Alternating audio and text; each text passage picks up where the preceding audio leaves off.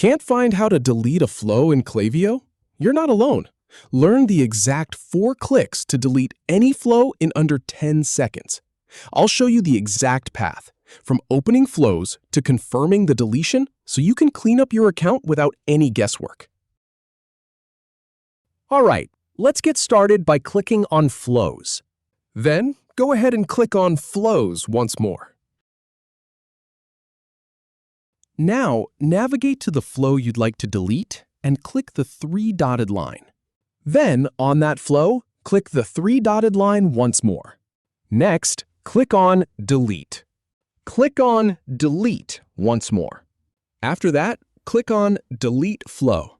And finally, click on Delete Flow again. And just like that, you're all set. If you have any feedback or if any info is inaccurate, please leave a comment below. We'll do our best to answer or redo the video if needed. Thanks for watching.